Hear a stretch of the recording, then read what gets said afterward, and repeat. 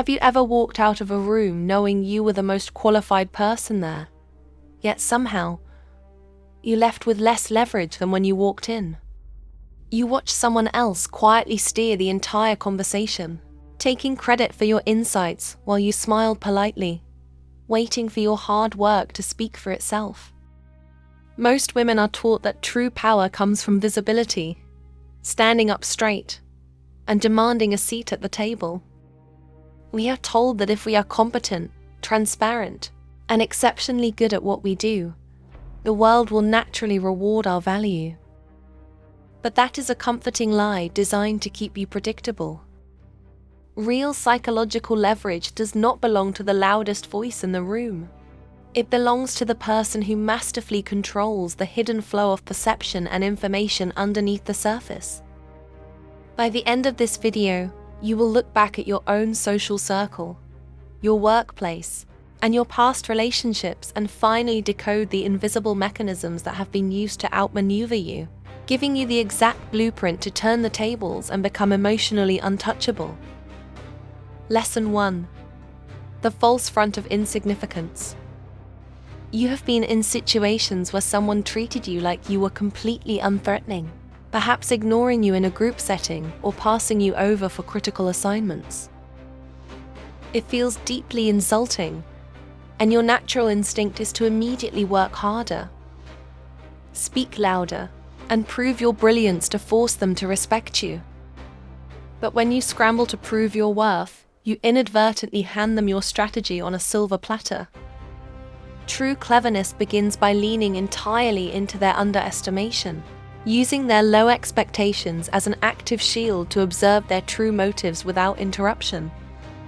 Catherine de' Medici mastered this when she arrived at the French court as a young orphaned Italian outsider, completely ignored by the king's powerful mistress and dismissed by the nobility. Instead of fighting for attention, she quietly adopted a posture of absolute submission and harmlessness, allowing everyone to talk freely around her while she mapped out the internal fractures of the court. In your modern world, when a toxic colleague treats you like an assistant or assumes you do not understand the broader corporate strategy, do not correct them.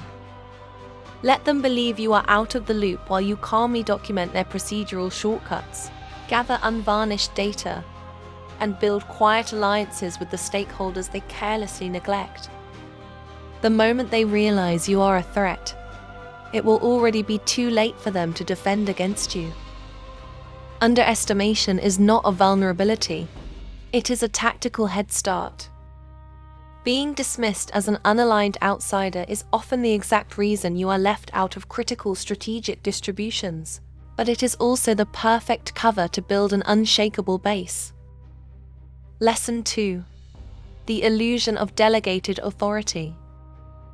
You know that draining feeling when someone in your circle handles a major group project or a relationship boundary by constantly saying, "I would love to help you, but corporate policy won't allow it," or "My hands are tied by the team's decision." They present themselves as your friendly ally while systematically denying your requests, leaving you feeling frustrated with an invisible system rather than them. This is a highly calculated psychological maneuver designed to absorb your anger while maintaining absolute control over the boundaries. By inventing or hiding behind a rigid third-party authority, a manipulator can completely deny your leverage without ever breaking their warm, cooperative presentation. Catherine de' Medici executed this brilliantly when handling the intense religious civil wars of France, issuing brutal strategic edicts while publicly claiming she was merely executing the immutable will of the Mole, State Council, and the Crown's traditional laws.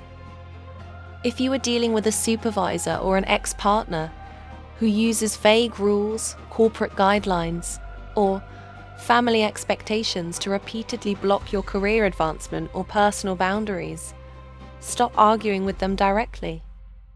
Instead, demand absolute written clarity regarding the specific mechanism of that authority, forcing them to either expose their personal bias or explicitly break the rules they claim protect them. When you separate the person from the policy, You strip away their protective camouflage. This specific manipulation frequently occurs during performance reviews, where a manager will warmly praise your work but cite an anonymous hire committee to deny your well-deserved promotion. Lesson 3. The manufactured crisis of dependency. Have you ever noticed a friend or a romantic partner who seems to suddenly pull away right when you're feeling confident and independent, only to reappear with an intense personal emergency that requires your immediate time, energy, and emotional support? You drop everything to save them, feeling a deep rush of validation and purpose, completely forgetting that your own goals have just been derailed. This is not bad timing. It is a calculated psychological trap designed to rewrite the power dynamics of your relationship. When a person realizes they are losing their emotional or structural grip on you, they will consciously or unconsciously stage an acute crisis to forcefully pull you back into their orbit and exploit your empathy. Catherine de' Medici famously engineered this by deliberately allowing minor regional political rebellions to escalate just enough that her growing sons, the young kings, panicked and begged her to return, to take full executive control of the kingdom. In your personal life, when you start focusing on your fitness, your business, or your relocation, watch for the sudden, dramatic meltdowns from insecure people in your immediate circle. Step back, offer polite but strictly limited assistance, and observe how quickly their emergency magically resolves itself once they realize it no longer commands your undivided attention. Never let someone else's simulated chaos become the anchor that stalls your personal progress. This tactic is designed to make you feel completely indispensable, masking the harsh reality that your emotional exhaustion is their primary source of psychological security. Lesson 4. The weaponization of the host landscape. You have been invited to a social gathering, a critical meeting, or a delicate family dinner where you immediately felt completely off balance, out of place, and subtly hypervigilant. The lighting, the seating arrangement, the timing, and even the topics of conversation seemed entirely designed to cater to someone else's comfort while you were left struggling to adapt. This is the strategic deployment of the host landscape, an ancient method of psychological destabilization where a manipulator carefully controls the environment to force you into a defensive mindset. When you are physically or socially uncomfortable, your brain spends its valuable cognitive energy managing anxiety instead of protecting your strategic interests. Catherine de' Medici perfected this environmental dominance by designing hyper-elaborate court festivals, banquets, and theatrical pageants where rival political factions were seated in highly specific, destabilizing configurations, completely disorienting them before intense diplomatic negotiations.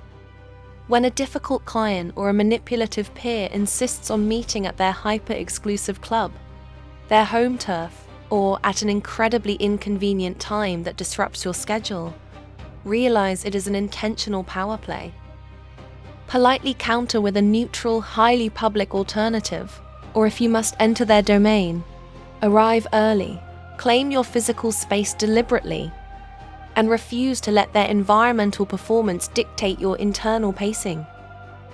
Control your immediate physical presence, and you break the psychological spell of their home court advantage.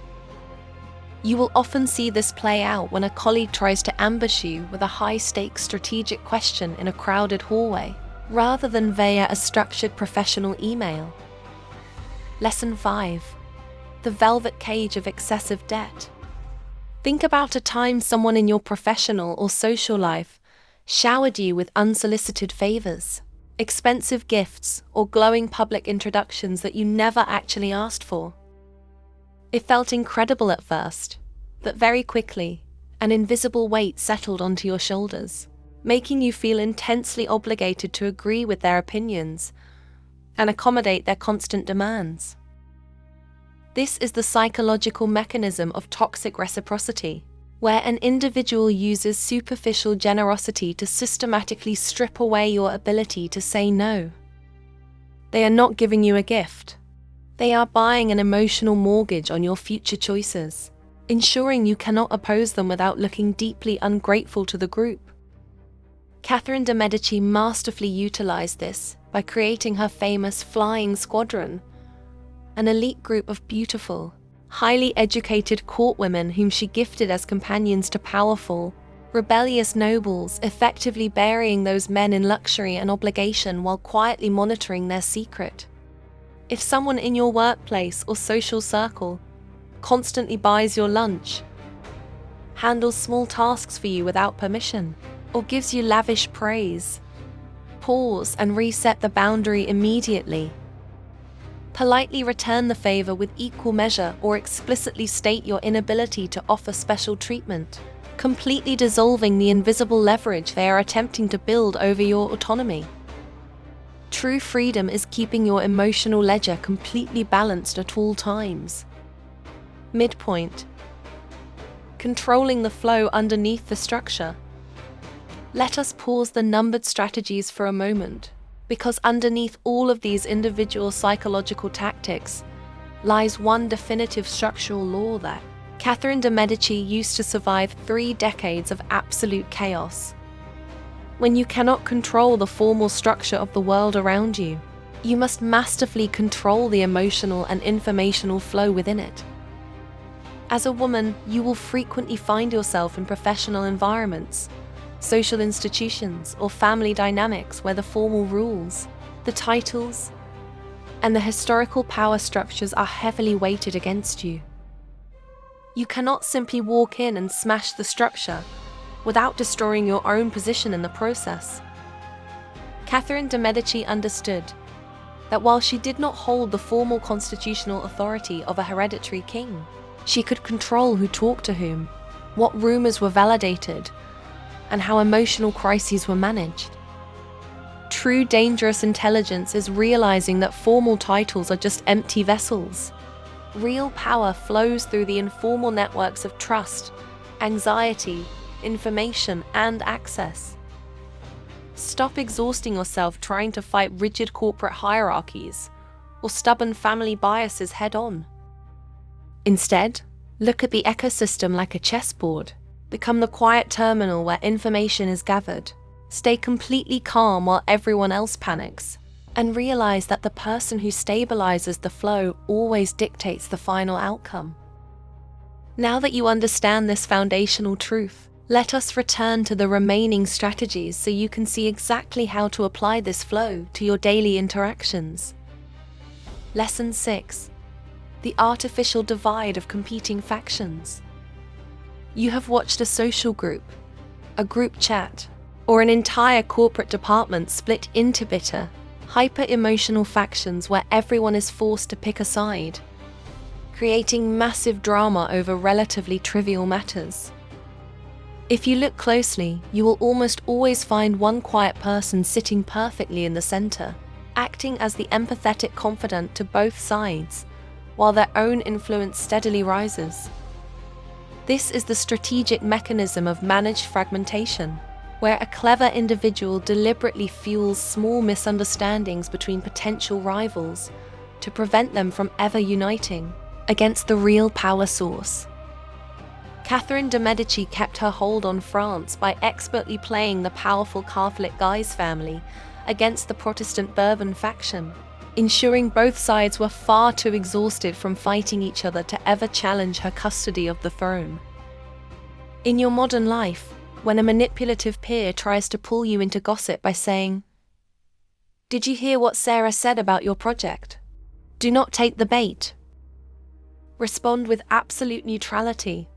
Refuse to validate their manufactured outrage, and quietly encourage Sarah to speak to you directly. When you refuse to participate in artificial divisions, you completely disarm the person trying to use the chaos to isolate and control you. This dynamic is incredibly common in workplaces where an insecure executive will intentionally pit two highly capable managers, against each other to keep them distracted from looking at upper management's operational failures. Lesson 7. The calculated delay of strategic silence.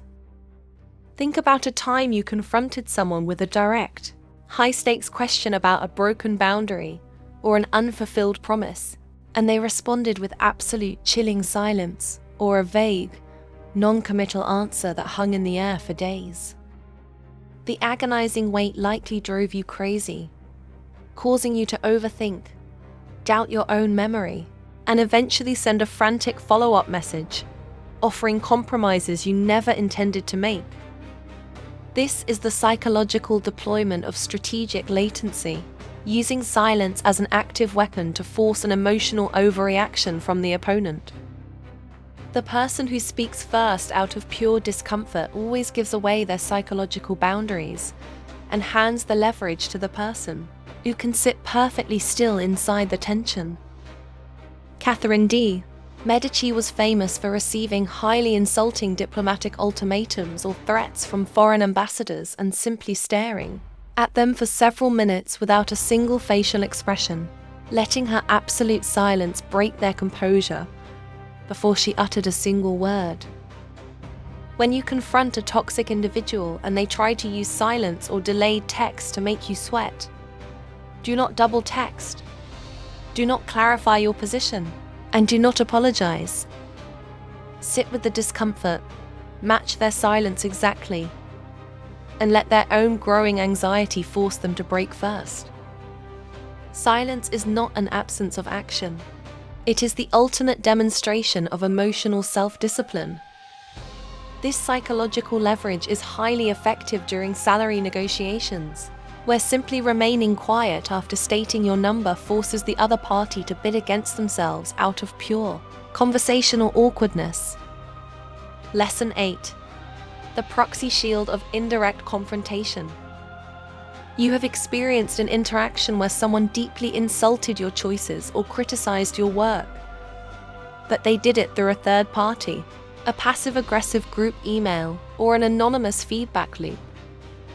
Your immediate, furious reaction is to hunt down the source, confront them face-to-face, and demand an apology for their underhanded behavior. But the moment you launch a direct, emotional attack, you allow them to paint you as the unhinged, dramatic aggressor to the rest of the group. Clever leverage relies on the proxy shield, never exposing your own hand or your own reputation when delivering a necessary strategic blow. Catherine de' Medici rarely executed her political rivals directly under her own name. She masterfully utilized judicial courts, royal decrees, or rival nobles to carry out punishments, keeping her personal brand entirely associated with peace and reconciliation. In your social or professional circle, if someone is actively undermining you, do not engage in a messy public shouting match. Instead, use objective procedural mechanisms, HR metrics or third-party documentation to expose their failures, allowing the natural structure of the organization to neutralize them while your hands remain perfectly clean. Let the system do your fighting for you while you maintain an image of absolute professionalism. This strategy is vital when dealing with a high-conflict family member, where directly arguing only fuels their victim narrative, but letting established family boundaries naturally enforce themselves keeps you entirely out of the drama. Lesson 9. The curated leak of fragmented data. Have you ever been completely blindsided by a piece of corporate or social gossip that seemed to perfectly damage your reputation, but it was dropped so casually by a concerned friend that you could never prove where it originated?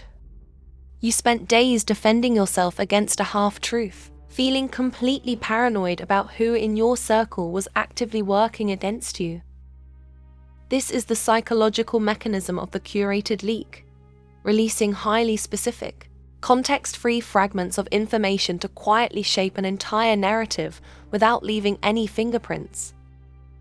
Catherine de' Medici regularly leaked highly confidential court rumors and private letters to specific ambassadors to intentionally derail foreign treaties and alliances, ensuring the chaos always served French interests while she remained blameless. If you discover that a distorted version of your private life or professional work is circulating, do not panic and do not launch a massive defensive PR campaign. Calmly release the full unvarnished data or documentation in a single, high-density presentation, completely crushing the curated half-truth with undeniable facts while refusing to acknowledge the gossip itself. When you starve a rumor of emotional reaction, you kill its psychological power. You will see this tactic used by competitive peers who will casually mention your minor personal challenge to a senior executive under the guise of worrying about your current bandwidth. Lesson 10. The strategic absolution of the rival. Think about a time someone did something truly awful to you, and instead of cutting them off, you calmly chose to forgive them publicly, keeping them close while maintaining a polite, highly professional relationship. Everyone around you praised your incredible grace and maturity, but the perpetrator stayed quietly terrified because they knew you were watching their every move with absolute clarity. This is the final, most dangerous mechanism of power, using public forgiveness to permanently seize the psychological high ground while keeping your rival in a state of constant, hyper-vigilant compliance. Catherine de' Medici famously pardoned several rebellious nobles who had explicitly plotted against her family, restoring their titles but forcing them to reside permanently at court under her direct, watchful eye, completely neutralizing their ability to conspire in secret.